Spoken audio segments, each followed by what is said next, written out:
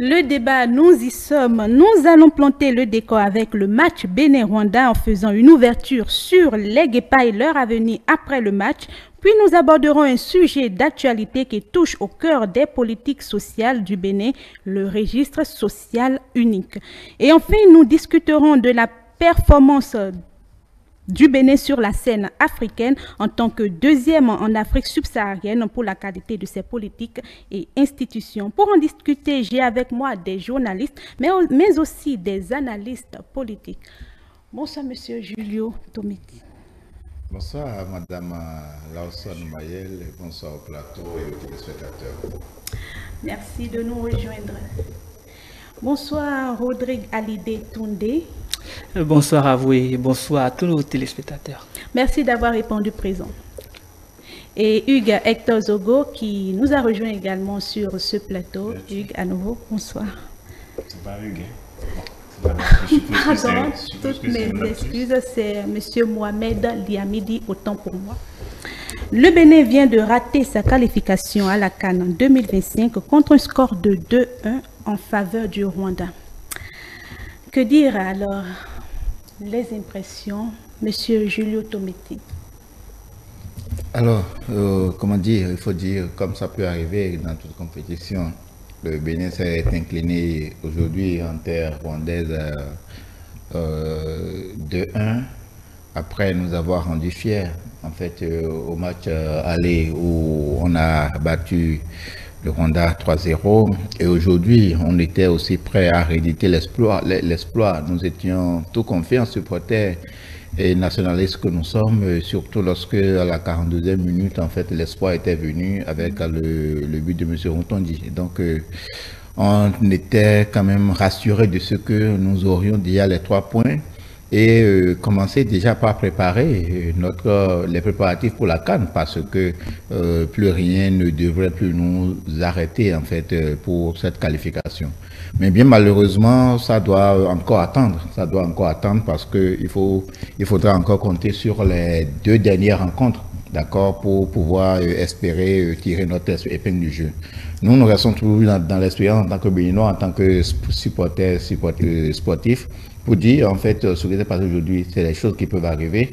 C'est vrai, en 6-7 minutes, ça a été le désarroi de la 70e à la 76e minute. Le match a tourné court et nous n'avions plus la capacité de pouvoir remonter. Il faut continuer donc à soutenir de nos intentions notre 11 national et espérer que les choses iront de meilleur pour les fois à venir. Alors, Alidé Toundé, quelles sont vos impressions? Il faut le dire, hein, c'était une défaite moins prévisible puisque déjà à l'aller, les Guépas avaient trié cette même équipe rwandaise sur un score de 3-0. Et dans quel stade? Dans un stade ivoirien, ce qui voudra dire justement que bien avant que les Guépas ne se rendent à Kigali, ils avaient déjà des rudiments nécessaires pour gagner des matchs à l'extérieur puisque, il faut le rappeler, c'était un match qui avait délocalisé en Côte d'Ivoire. Donc le Bénin n'était pas forcément dans son environnement habituel, ils étaient en Côte d'Ivoire. Donc pourtant, ils avaient gagné 3-0, c'était moins prévisible. Malheureusement, Andreas Mutondi avait ouvert le score à la 42e minute, puis après, on s'est fait rattraper à la 70e minute, et puis le pénalty est arrivé, réduisant l'espoir des Guépas à néant. Donc, on va continuer par soutenir nos chers Guépas. Il y a toujours de l'espoir dans la mesure où les Guépas ont toujours la possibilité de gagner le Nigeria en Côte d'Ivoire comme ils l'ont fait lors des éliminatoires de la Coupe du Monde. Ils ont également aussi la possibilité d'aller chercher cette équipe libyenne qui n'est pas des moindres mais qui n'est pas tout autant investie puisque nous l'avons déjà battue en Côte d'Ivoire. Merci à vous. Alors, Monsieur Mohamed Yamidi, est-ce qu'on doit parler encore de défaillance du staff? Bon, on est revenu à la question. Vous avez dit en introduisant que nous avons raté notre qualification. Non, nous n'avons pas raté la qualification. Nous avons manqué une possibilité de nous qualifier dès ce soir en attendant les 2 dernières journées. Mais bon, je suppose que ce n'est que partie remise. On va se remettre au travail et puis pour moi c'est quelque chose à vite oublier, se concentrer sur surtout le match à venir. Le prochain match est déterminant selon moi. Je ne dirais pas les 2 prochains parce que la dernière journée c'est qu'il faut se déplacer en terre étrangère donc, pour jouer contre les Libyens. Donc le prochain match pour moi nous recevons les Nigériens. Probablement, je suppose que ce serait peut-être encore Félicia, c'est-à-dire qu'à Abidjan. Donc, on va espérer que la ferveur, je veux dire, la chance qui nous a accompagnés du côté d'Abidjan, depuis qu'on a commencé par jouer là-bas, puisse encore nous accompagner pour le prochain match afin qu'on puisse assurer l'essentiel. Je vais le dire comme ça, en étant prudent. Maintenant, quand j'écoute mon confrère tout à l'heure, parlant de défaite moins prévisible, non. Ça n'avait, à mon avis, ça n'avait rien de moins prévisible parce que on s'est déplacé ce soir en terre étrangère. Donc la dernière fois, on a joué, c'est vrai qu'on a joué Félicia, c'est-à-dire à Abidjan, mais les Rwandais, c'est nous qui recevions les Rwandais, donc ils étaient, eux, en déplacement. Donc ça aussi, ça peut jouer. Maintenant, pour le reste, je pense qu'il faut vite se concentrer sur les 2 prochaines journées et principalement la prochaine journée, c'est-à-dire le match retour contre le Nigeria pour, comme je l'ai dit, assurer l'essentiel et espérer que nous serons de l'expédition de 2025 pour la Coupe d'Afrique des Nations. Ça fait un bon moment déjà. La dernière fois pour nous, c'était en 2019.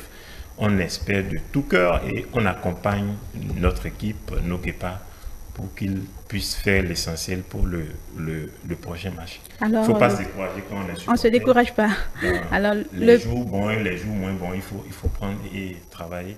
Puisqu'on a encore deux possibilités. Bien sûr, le Bénin a manqué un match, mais il y a encore de l'espoir dans les matchs à venir. Et on va s'en tenir à cela. Oui. Il faut pas dire, comme je vois Félicia est devenu comme notre environnement, comme notre terrain. Appelez-vous tous les espoirs que nous avons faits. Et donc, tout l'espoir va se reposer maintenant sur le stade Félicia de la Côte d'Ivoire, en fait, qui nous donne de l'espoir. Qui nous donne de l'espoir, qui nous donne du tonus. Le Béninois se reconnaît maintenant davantage, même mieux que chez lui, que sur la terre ivoirienne, à ce stade que les Ivoiriens ont bien voulu nous concéder. Il faut donc dire merci aux Ivoiriens, merci au peuple ivoirien, merci à la Fédération ivoirienne de football de nous avoir donné cette possibilité-là de faire. Alors, on croise les doigts pour la suite. Nous allons entrer dans le vif du sujet ici. Le RSU a été mis en place pour améliorer l'identification et le suivi des ménages les plus vulnérables afin de leur offrir un meilleur accès au programme de protection sociale. Comment cette initiative a-t-elle transformé la gestion de l'aide sociale au Bénin jusqu'à présent, Monsieur Mohamed Liamidi? Bon, là on parle du registre social unique. En fait, le registre social unique est constitué, quand on le prend, des informations relatives aux ménages et aux personnes pauvres extrêmes, c'est-à-dire que les extrêmes pauvres et non extrêmes, susceptibles donc de bénéficier des programmes d'appui social du gouvernement. Et donc, voilà ce que c'est que le registre social unique. Mais si on le comprend comme ça, ça veut dire qu'il y a une phase que j'appellerais une phase de déploiement, c'est-à-dire que la mise en place du registre, qui consiste donc à aller sur le terrain, collecter ces informations-là relatives à ces ménages ou à ces personnes qui sont dans une situation d'extrême pauvreté pour certains et de pauvreté non extrême pour d'autres. Et donc, d'abord les recenser, c'est-à-dire savoir qui ils sont, où est-ce qu'ils vivent, les coordonnées, comment on peut les joindre, de sorte à ce que l'aide du gouvernement puisse les parvenir, une sorte de, je dirais, de cartographie. Et donc, quand on parle de registre, donc répertorier ces gens-là. Donc, je pense que ça doit être, c'est ça la première phase. Et il me semble bien que cette phase qui est déjà en cours, si mes informations, sont correctes, la phase là est déjà en cours. Maintenant, il ne restera que la deuxième phase qui est l'aide proprement dite, qui puisse parvenir maintenant à ces populations ou à ces ménages ou à ces personnes identifiées comme telles, c'est-à-dire extrêmement pauvres ou pauvres non extrêmes.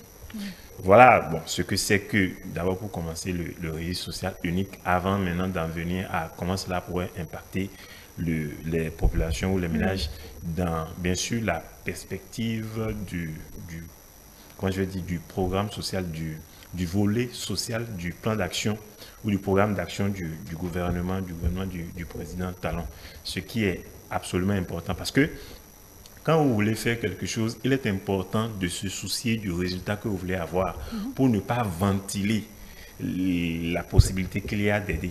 Parce que ce que le gouvernement peut apporter en matière d'aide et ce que peut-être d'autres organismes comme les ONG, pour éviter la dispersion et la fragmentation de ces aides-là, il était important d'aller à la constitution de ce registre-là pour savoir réellement qui sont ceux à qui l'aide est destinée, pour s'assurer que quand cela sera opérationnel, on pourra toucher effectivement ces ménages et ces personnes-là pour pouvoir les sortir à terme de leur situation, soit quitter le niveau d'extrême pauvre pour venir au niveau de pauvre non extrême, j'allais dire, et ensuite maintenant espérer peut-être à long terme qu'ils puissent atteindre le stade de classe moyenne.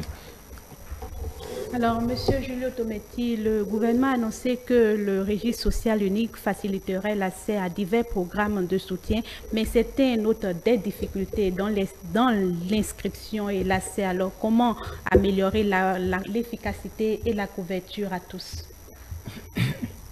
D'abord, il faut commencer par vulgariser véritablement ce mécanisme, parce qu'il y a eu l'idée tout à l'heure, il s'agit d'abord d'une phase d'identification qui est une sorte de recensement pour pouvoir faire la cartographie des personnes qui sont éligibles à ce programme-là.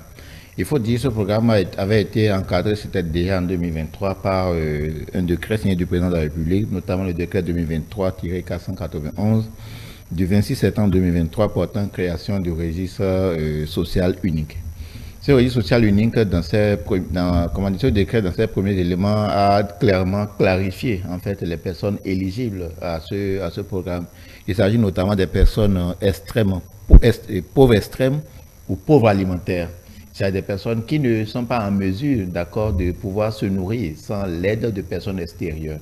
Il y a en fait aussi les pauvres non extrêmes, que sont les personnes qui peuvent se nourrir mais qui n'arrivent pas à couvrir en fait les autres besoins substantiels sans des aides extérieures. Donc, ils arrivent à se nourrir, mais en fait pour les autres besoins, ça reste. Donc, il s'agit d'abord dans un premier temps de passer à la phase d'identification. Et donc, comme vous le dites, c'est généralement à cette étape-là, lorsque les gens n'ont pas l'information, lorsque les actions à la base ne sont pas suffisamment coordonnées, qu'il arrive en fait que des personnes ne soient pas prises en compte, quand bien même ils auraient rempli les conditions, ils seraient en fait dans les situations pour lesquelles ils auraient été en fait bénéficiaires de ce programme. Et donc c'est pourquoi je disais tantôt, et ce qui est utile en fait à voir, c'est qu'aujourd'hui, il y a une coordination, que ce soit des structures privées, notamment les ONG, que des programmes gouvernementaux, pour que en fait tout se rejoigne, pour que nous n'assistons pas à, comme l'avions l'habitude, à une certaine dispersion des énergies d'une certaine façon.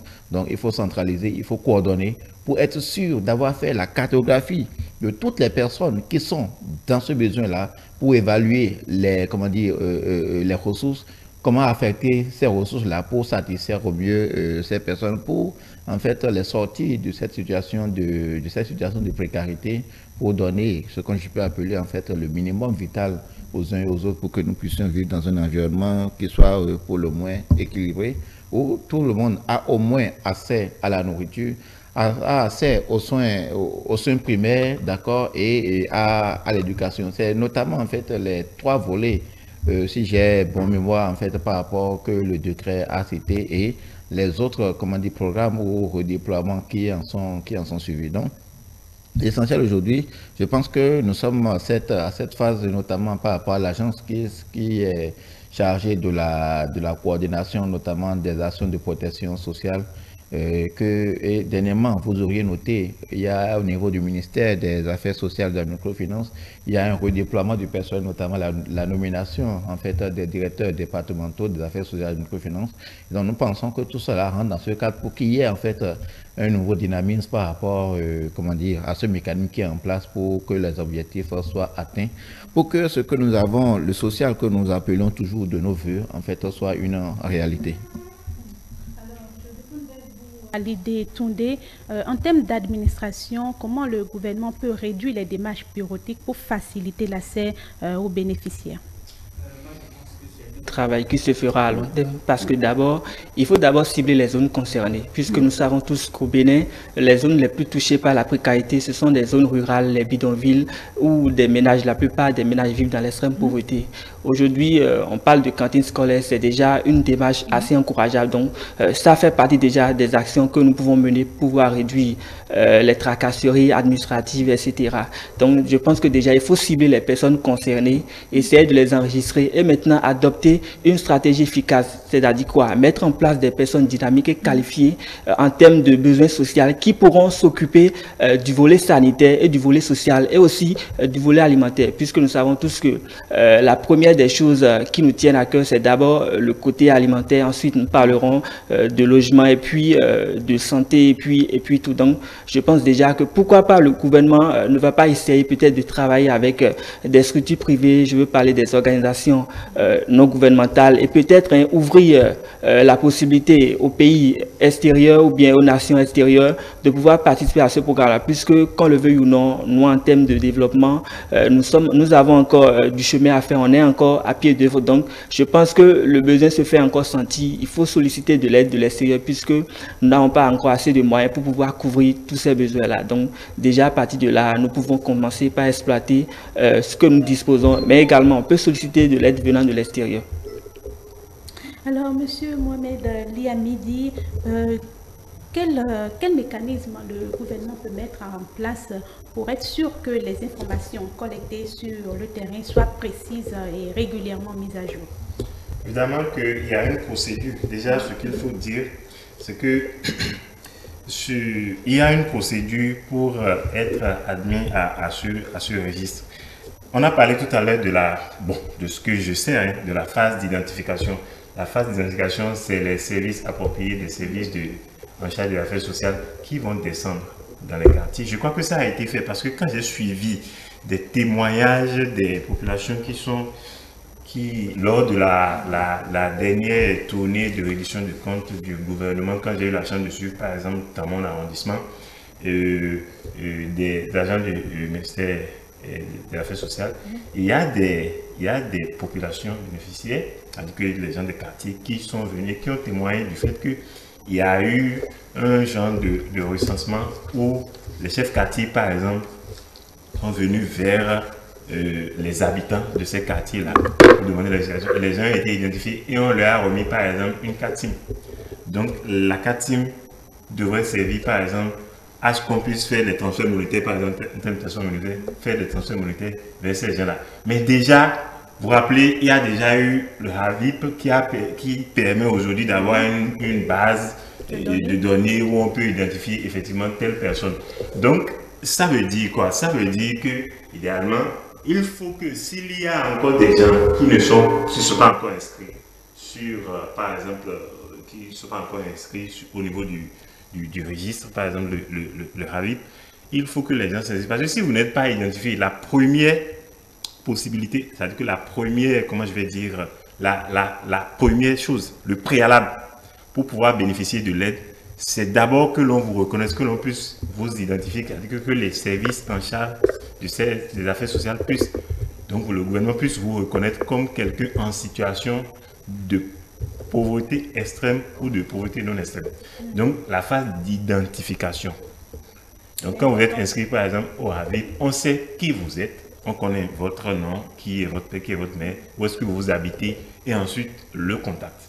Donc à partir de là, vous êtes identifié. Maintenant, pour s'inscrire à ce registre, à quel registre social unique, je pense qu'il faut se rapprocher, d'après le décret, il faut se rapprocher soit du service local, c'est-à-dire que les centres de, comment on appelle ça, avant c'était les centres de, je crois que c'était les centres de protection sociale qui sont devenus maintenant les guichets uniques de protection, il me semble que c'est un truc comme ça, de protection sociale. Donc se rapprocher de ce qu'on appelle communément les centres de protection sociale là, et pouvoir s'inscrire à ce niveau-là pour être reconnu en tant que tel. Je crois que là, il doit avoir un formulaire ou bien des choses comme ça à remplir pour qu'on puisse vous inscrire sur ce registre. Et dès lors que c'est fait maintenant, cela est remonté évidemment vers la base de données centrale, puisque, comme le disait Julio tout à l'heure, tout est centralisé. au niveau du ministère, donc au niveau du gouvernement. On sait que c'est telle personne qui habite tel endroit et qui a telle situation. Donc, avec cela, on s'assure, le gouvernement s'assure que si l'on veut envoyer, par exemple, une aide, d'abord, on connaît votre catégorie. Donc, on sait à peu près quel type d'aide on peut vous apporter, quel est le besoin que vous avez, et en fonction de cela, en fonction des ressources disponibles par le gouvernement, on fait l'allocation de ces ressources-là en fonction des ménages et des personnes. Donc, on s'assure de cette façon que l'aide que l'on envoie à tel ménage ou à telle personne va effectivement à la personne et non à quelqu'un d'autre, ce qui est tout à fait primordial. Donc, la question de la gestion des données se fait au niveau des services compétents de cette manière-là. Déjà, qu'il y a une sensibilisation sur les données personnelles. Les données dont on parle ici ne sont pas totalement, c'est pas des données personnelles qu'il faut faire truc là. Comment vous appelez, où est-ce que vous habitez, quelle est votre situation, et quel boulot vous faites, ainsi de suite, pour qu'on puisse savoir que vous êtes. Il y a encore rien de, à mon avis, rien de trop personnel là qu'on ne puisse pas partager ou que le gouvernement ne puisse pas connaître. Donc voilà ce que je sais par rapport à ce décret, par rapport à ce qui se fait déjà sur le terrain. Donc il y a des gens qui sont déjà identifiés, des informations recueillies sur le terrain et qui ont déjà reçu les cartes SIM, qui, je suppose maintenant, attendent maintenant que les transferts se fassent pour ce qui est des transferts monétaires ou ce qui est des transferts alimentaires, qu'on puisse un jour venir leur dire que voilà ce qui est tout. Maintenant, à quel moment cela va être déployé, je ne saurais le dire exactement. Parce qu'il faut noter que le RSU est un outil qui dépend fortement de la mise à jour des données et de leur fiabilité. Alors, monsieur, Julio Tometi, quel est votre apport par rapport à la manière dont le gouvernement peut garantir la fiabilité de ces informations? La fiabilité de ces informations, ou ce qu'on appelle plus généralement peut-être la protection des données à caractère personnel, ou mieux encore, comment faire pour que cet outil ne soit pas travesti, pour que l'on n'y enregistre pas des personnes qui ne remplissent pas les conditions, qui ne sont pas en fait qualifiées comme telles pour en être bénéficiaires. Nous en parlons la dernière fois. Dans un premier temps, je pense déjà en fait que tout le cadre législatif et réglementaire est mis en œuvre pour que cela se passe de belle manière. Parce que rappelez-vous, quand vous lisez le décret, vous vous rendez compte que 3 ministères sectoriels sont responsables de tout ce qui se passe. Il s'agit notamment en premier lieu du ministère des Affaires sociales et des microfinances, le ministère du numérique et de la digitalisation, parce que vous savez que par exemple l'ANIMP a une part active en fait dans ce processus, puisqu'il s'agit de données biométriques à enregistrer et à exploiter. Donc, qui a accès à ces données? Qui peut les manipuler, ces données? Je pense que l'encadrement nécessaire a été mis, comme je disais tantôt, par les mesures législatives et réglementaires. Ensuite, bien sûr, quand on ne peut pas parler d'affaires sociales ou bien de social sans parler des questions de santé, donc il y a le ministère en fait de la santé qui est aussi partie prenante à ce mécanisme-là.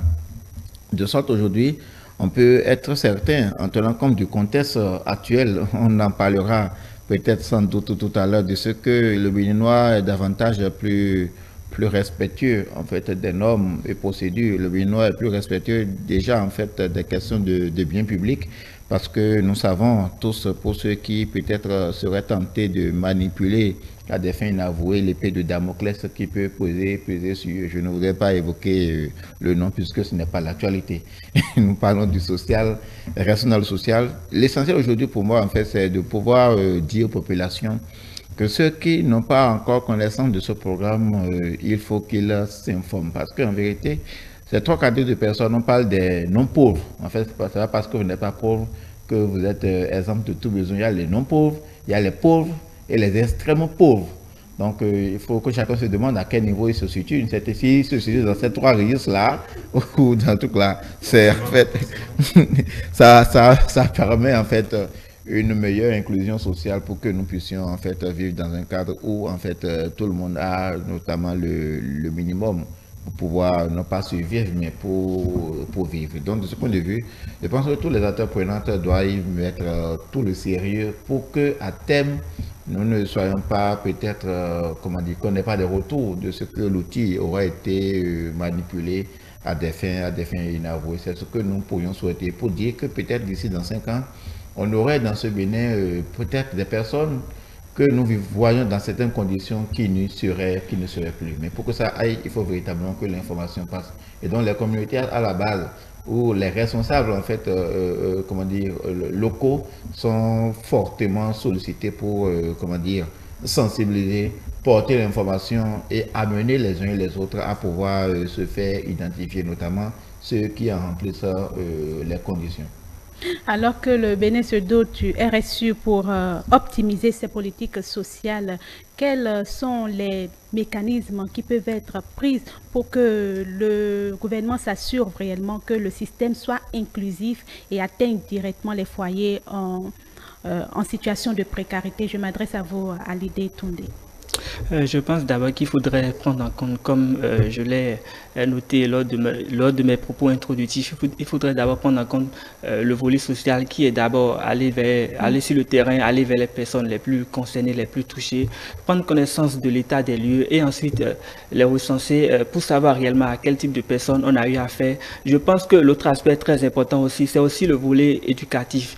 Il faut aussi accompagner l'éducation des jeunes filles, puisqu'aujourd'hui, si on veut parler en termes de développement, puisque le programme a été institué justement pour pouvoir faciliter le redressement économique du Bénin, il faut le notifier. Donc, il faudrait d'abord cibler le volet éducatif, accompagner les enfants les plus jeunes qui se trouvent dans des situations difficiles et qui peinent justement à obtenir une éducation de qualité. Donc, il faut les accompagner déjà dès le bas âge. Il faut faciliter des suivis périodiques à ces jeunes enfants qui n'ont peut-être pas la possibilité de s'octroyer des fournitures scolaires ou bien de payer leur scolarité. Aujourd'hui, on parle de gratuité de l'écolage des jeunes filles. Je pense déjà que c'est une initiative à encourager. Je pense que c'est d'abord l'aspect à prendre en compte. Ensuite, il faut aussi toucher le volet sanitaire. Aujourd'hui, la majorité des enfants n'ont pas accès aux soins adéquats, surtout dans les zones rurales où on a difficilement accès à l'eau potable, surtout dans les zones reculées. Je ne veux pas citer de nom. On a difficilement accès à l'eau potable et aussi à l'électricité. Tout le monde connaît l'importance de l'électricité aujourd'hui. Donc, c'est déjà des volets à prendre en compte. Il faut d'abord cibler ces zones-là. Le gouvernement mène des démarches dans ce sens déjà. Oui. Déjà dans des zones reculées, comme je veux nommer la zone de Zedjigwe, par exemple, l'électricité est quasiment inexistante. Ça vient à 19h, puis ça repart à 0h. Donc, la population souffre déjà à ce niveau-là. Je pense que c'est des choses à améliorer déjà à ce niveau pour pouvoir permettre à la population d'être plus épanouie et d'être plus à l'aise. Parce que sans l'électricité ou sans l'eau, je pense qu'aujourd'hui, nous sommes au 21e siècle, aucune population ne serait à l'aise. Alors, M. Mohamed Ali Hamidi, rapidement pour clore ce deuxième sujet de débat. En fait, c'est qu'il faut, à mon avis, avoir une vision globale des choses, aussi bien au niveau des gouvernants que, je dirais, des populations qui doivent bénéficier de ces mesures-là, dont j'en fais partie aussi. Hein. Évidemment, évidemment. Je ne suis pas fortuné. Je suis pas non pauvre. Vous êtes non pauvre. Je ne suis pas fortuné. Je l'accepte. Je l'accepte comme ça, en toute modestie. Donc voilà. Il faut toujours tenir compte de notre environnement. Ça, moi, je le dis toujours. Quand il s'agit des questions de politique, parce que pour en arriver à un social, c'est qu'il faut partir d'une vision politique, ensuite économique, ensuite arriver à un plan social qui prend en compte idéalement tous. Idéalement, je le dis toujours, idéalement tous. Donc, la question, comme je l'ai dit tout à l'heure, il faut que chacun connaisse son rôle. C'est très important. Il faut que chacun connaisse son rôle. Le rôle des gouvernants, c'est d'élaborer les politiques publiques dans le but d'atteindre le mieux-être social des populations. En même temps, il y a un rôle aussi qui est dévolu aux populations, ils doivent savoir comment est-ce qu'ils doivent se comporter, comment ils doivent accompagner les gouvernants pour que ces mesures-là puissent effectivement être efficaces et que le résultat, l'objectif soit atteint. C'est important. Et éviter de colporter les rumeurs. Parce que, je le dis tout à l'heure, nous sommes dans un environnement. Nous avons une culture ici qui est la culture de l'oralité. Et donc, ça c'est un terreau fertile aux rumeurs. Et dans un pays comme le nôtre où la rumeur peut, comment appelle-t-on, se transmettre très rapidement avec son cortège d'éléments pernicieux et pervers, c'est-à-dire qu'il est facile de travestir les bonnes intentions même d'un gouvernant. comme le gouvernement actuel.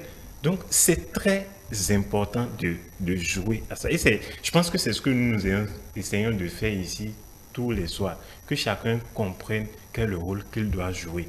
Parce que de cette façon, on saura comment est-ce qu'il faut accompagner. Quand on dit qu'il faut s'identifier pour pouvoir bénéficier de ce programme-là, je rappelle en parenthèse que dans le programme est dénommé Besoke. Besoke en Yoruba, ça veut dire soulever, c'est-à-dire amener d'un niveau bas vers un niveau haut. Donc pour qu'on puisse en arriver, il faut que les gens aient l'information et aient les comportements adaptés. Quand on dit aux gens de s'identifier, on a distribué aussi le fait que les gens, par exemple, puissent recevoir les SIM, mettre ça dans un téléphone, qu'on puisse les jeunes, il y en a qui ont peur et qui pensent peut-être que c'est à d'autres buts, c'est-à-dire que c'est pour d'autres fins. Peut-être qu'on veut venir les chercher. C'est-à-dire qu'il y a ce mélange-là, ces rumeurs qui ont été propagées, qui ne facilitent pas aussi la tâche. Donc il faut travailler je le dirais comme ça, et tous ceux qui peuvent être concernés, chacun joue le rôle à son niveau, aussi bien ceux qui sont acteurs politiques et nous autres de la société. Tout le monde, acteur, nous sommes tous acteurs du développement du pays, à déconstruire ces mythes-là qui ne favorisent pas, en fait, qui ne facilitent pas la progression, la marche vers la progression. Donc, il est important de comprendre ça et de sensibiliser les gens à aller se faire identifier en tant que personne ou extrêmement pauvre ou comment appelle-t-on, relativement pauvre ou non pauvre. Non pauvre. Donc voilà, se faire identifier pour pouvoir bénéficier de ces mesures-là. Et maintenant, ça appelle, étant donné que ça demande aujourd'hui rien, tout ce qui se fait tient compte de l'outil numérique et donc de la digitalisation. Ça demande une certaine éducation. Et qui parle d'éducation, pour pouvoir se fier aux outils numériques, c'est qu'il faut avoir un minimum de confiance à la chose, donc une éducation. Et les pauvres ou les extrêmes pauvres dont on parle, Dieu sait que ce n'est pas toujours des gens instruits et qui n'ont pas les notions minimum d'alphabétisation. Donc voilà encore un autre chantier auquel ce programme fait appel. Donc avoir cette vision globale-là et à tout le moins sensibiliser les gens d'aller se faire recenser pour pouvoir bénéficier de ce programme-là. Parce que lorsque l'offre est disponible, il faut bien que la demande puisse accompagner. C'est comme ça que je le dirais en termes global.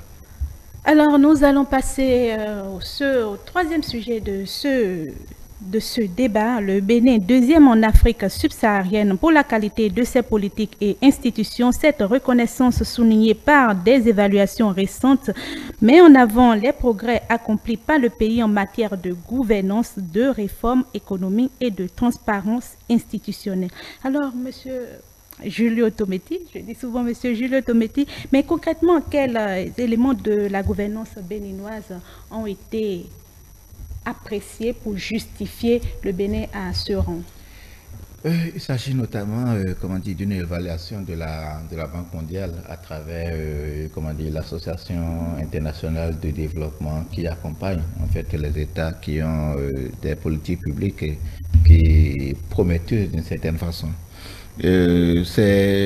L'information était venue, du rapport du bureau de l'économiste en chef de la région Afrique de la Banque mondiale sur la supervision de son responsable qui place le Bénin de 2022 à 2023 deuxième en Afrique subsaharienne et premier en Afrique de l'Ouest, il faut le souligner. Quand on dit deuxième en Afrique subsaharienne, c'est deuxième après le Rwanda. Oui. Nous en parlions tout à l'heure en début d'émission. Voilà, vous savez, c'est bizarre, hein? Lorsqu'on parlait en fait des exemples, des pays peuvent s'identifier à d'autres, peuvent tirer leçon des pratiques, des bonnes pratiques que l'on aurait pu observer ailleurs. Et les gens vous auraient dit que le Bénin était devenu comme, ce que les gens ont appelé la rwandatisation d'une certaine façon.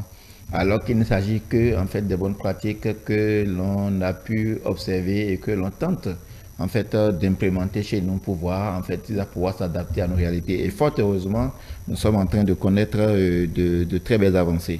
En fait, il s'agit notamment, comme vous le demandiez tout à l'heure, de l'évaluation de la qualité de la gestion des finances publiques et des institutions de l'État dans le cadre du renforcement en fait des actions du gouvernement en faveur des politiques publiques qui couvrent notamment les secteurs les plus élémentaires. Et donc, nous le savons qu'au Bénin, aujourd'hui, depuis 5 années, comme l'a révélé le rapport, il y a un peu plus de transparence, il y a une plus large couverture. Il n'y a pas aujourd'hui, en fait, de secteur qui a été résolument laissé pour compte. Il y a une meilleure ou une juste, en fait, redistribution, en fait, de nos ressources.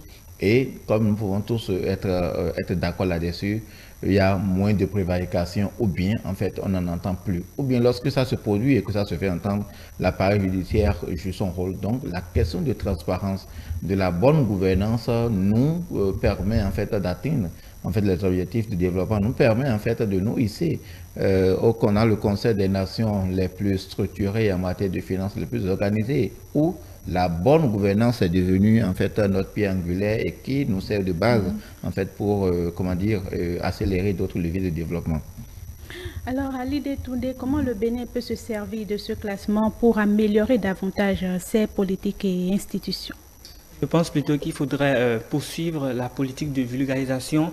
Je prends en compte le secteur primaire, par exemple. Il faut poursuivre la politique de vulgarisation des filières agricoles porteuses. Récemment, on a vu ériger à Sonsoro une retenue d'eau pour faciliter l'abreuvage et l'arrosage des plantations pendant la saison sèche, et aussi poursuivre la politique d'asphaltage pour pouvoir faciliter le transport des biens et des personnes. Quand je prends en compte le secteur de l'industrie et du commerce, on a récemment initié le mois du consommation local qui a d'ailleurs permis aux producteurs béninois d'exposer leurs produits pour pouvoir les vendre librement et aussi permettre aux autres acheteurs étrangers de pouvoir prendre connaissance de ce que nous produisons au Bénin. Quand je prends aussi par exemple le volet touristique, on a déjà eu à organiser la première édition des Voting Days qui ont connu plus de 100 000 touristes étrangers. Je pense qu'il faudrait poursuivre sur cette lancée-là, continuer par organiser de telles initiatives, puisque c'est des touristes, c'est des personnes étrangères qui viendront dans le pays, qui vont acheter des billets d'avion et ils viendront aussi consommer l'eau. Mais c'est la gastronomie qui est en train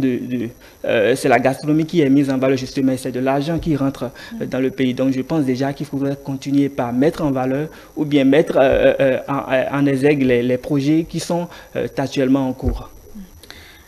Monsieur Liamidi Mohamed, les secteurs, les réformes politiques et économiques sont celles qui sont estimées, qui ont été mises en avant afin d'avoir cette reconnaissance. Quel autre secteur pourrait renforcer déjà la position déjà acquise? Je pense que, à mon avis, le secteur ultime, c'est que nous comprenions tous que la bonne gouvernance qui passe par le fait d'avoir une politique avec une certaine transparence que nous avons déjà aujourd'hui, donc au niveau de ceux qui élaborent les politiques publiques, donc au niveau de ceux qui sont dans l'action publique, qui gèrent, et la chose est d'une part la chose primordiale et importante, et d'autre part aussi que l'ensemble des citoyens puissent aussi aller, comment je vais dire, dans ce concept-là, aller dans ce mind-là, dans cette façon de penser, que nous puissions tous avoir, chacun à nos niveaux, les habitudes qui concourent à cette distinction-là que nous avons aujourd'hui et qui nous permettra donc de poursuivre sur ce chemin-là. Et là, c'est qu'il faudra que chacun à son niveau, quand on laisse au niveau, que ce soit quand on quitte la présidence, c'est-à-dire que le gouvernement, il faut que l'administration, de façon générale, et ensuite, maintenant, tout ce qui est service public, organisme étatique, tout ce monde-là, qui donc fait appel aux humains, aux populations que nous sommes, puisque c'est des gens qui se lèvent de chez eux et qui vont travailler dans ces institutions, dans ces administrations-là. Il faut que globalement, nous puissions installer en chacun de nous, imprimer ce logiciel-là, c'est-à-dire que cette façon de penser, de comprendre que c'est une dynamique dans laquelle tout le monde doit aller. Pour moi, c'est la chose ultime et nécessaire que nous devons faire. Parce qu'il s'agit ici de l'appréciation sur une échelle de 1 à 6 pour mesurer l'efficacité des politiques et institutions des pays en matière de réduction de la pauvreté, de croissance durable et de gestion de l'aide au développement. Vous voyez, on parle de réduction de la pauvreté, de croissance durable. Il faut souligner, c'est quelque chose, on ne l'invente pas. Nous avons quand même une politique de croissance sur les, je peux dire au minimum les 5 dernières années qui est maintenu stable. On arrive quand même à tourner autour d'un taux de 6%, même avec la situation de Covid, des crises qui se sont succédées, tout ça, nous arrivons toujours à tenir. Ça veut dire que nous avons fait vraiment une bonne gestion de ces moments de crise d'accueil que tout le monde entier a connu.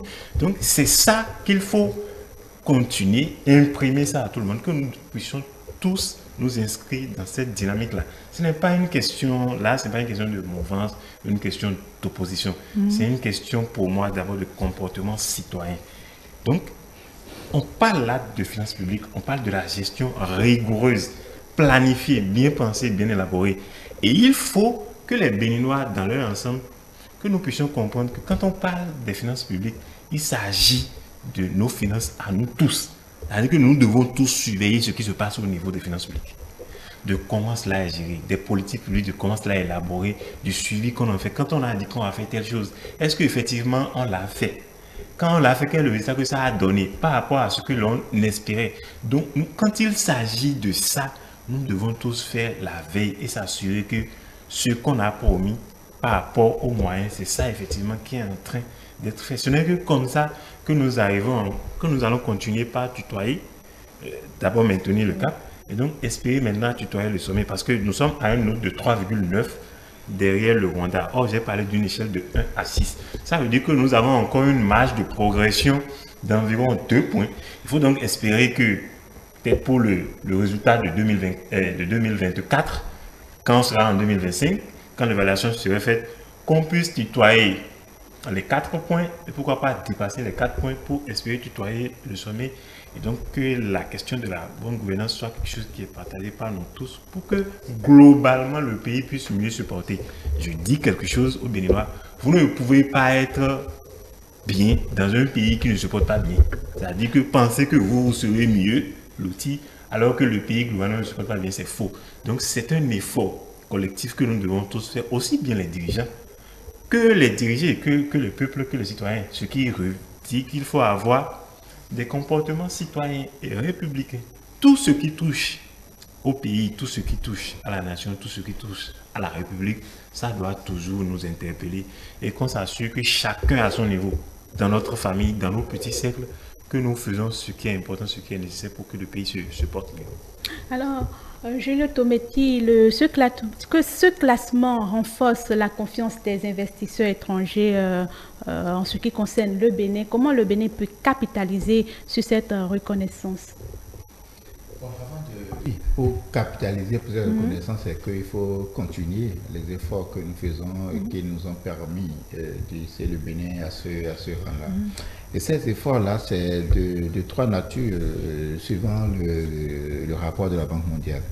En fait, premièrement, il s'agit de la gestion efficace des politiques monétaires qui a permis en fait de maîtriser en fait les effets de l'inflation au plan international. Donc nous avons moins ressenti en fait ces effets comparativement à beaucoup de pays. Aussi la rationalisation de nos dépenses fiscales et l'amélioration en fait de nos administrations fiscales et des domaines. Le deuxième pilier a été la poursuite de l'amélioration du processus d'enregistrement en fait des entreprises qui permet en fait de pouvoir formaliser les entreprises en une courte durée. Donc nous savons aujourd'hui depuis plusieurs années au Bénin que créer une entreprise aujourd'hui n'est plus un souci. Le troisième pilier, c'est bien entendu ce dont nous avons parlé tout à l'heure, ça est notamment de la couverture et de l'efficacité des programmes d'aide sociale qui se sont trouvés renforcés en même temps que la politique holistique qui permet d'affecter ou bien d'opérer, comme l'avions vu par exemple lors de la crise de Covid-19, les transferts monétaires et qui continuent dans le cadre, bien entendu, de ce dont nous avons parlé tout à l'heure, des questions de protection sociale, notamment aux personnes les plus vulnérables, notamment les pauvres et les extrêmement pauvres. Donc, pour davantage, en fait, garantir cette position pour que le Bénin continue d'être ce référent, cette lumière-là, pour attirer davantage d'investisseurs ou pour avoir la faveur des institutions internationales, quelle que soit en fait les secteurs d'intervention, le Bénin doit continuer à renforcer en fait cette gouvernance-là, d'accord, ces mesures déjà qui ont fait les preuves et davantage les renforcer. Il n'y a pas mieux à faire en fait que de continuer à bien faire ce que nous savons faire déjà, quitte à l'étendre. Seulement, il faudra peut-être le souligner, c'est toujours en l'arrimant en fait aux besoins, comment dire, nationaux. Et je pense que d'une manière ou d'une autre, nous le faisons bien. C'est vrai que ça fait rechigner parfois, d'accord, mais c'est peut-être, comme on peut le dire, en fait, le mal nécessaire. Mais est-ce qu'il s'agit de mal? C'est peut-être en fait le changement d'habitude individuelle et collective qu'il faudra pour que nous puissions tous nous mettre en fait dans cette nouvelle phase, dans cette nouvelle réalité et cette fierté de voir notre pays être cité dans de très bonnes positions dans ces actions d'évaluation. Et donc, chaque fois, à travers ces éléments-là, c'est le Bénin qui se révèle et qui se révèle davantage bien. D'accord. Alors, à l'idée Tondé, je vous laisse adresser le mot de fin. Je voudrais inviter tout le peuple béninois à faire preuve de sagesse et à prendre en compte les différentes politiques mises en place par le développement pour pouvoir contribuer au développement de notre nation. Alors, du RSU, du registre social unique à la reconnaissance de ces institutions, le Bénin travaille à se positionner de mieux en mieux en améliorant ses politiques et les conditions de vie de ses citoyens, quoique des efforts restent à fournir afin de renforcer l'image du pays à l'international. Alors, mesdames et messieurs, c'était le débat, la deuxième partie du Grand Soir. Nous en sommes à la fin de cette édition. Vous pouvez nous suivre sur l'ensemble de nos plateformes digitales, notre site internet www.etelebenin.com, notre page Facebook Etele en direct, notre chaîne YouTube Etele Bénin et via notre application iOS et Android Etele tout simplement. Etele avec vous, pour vous.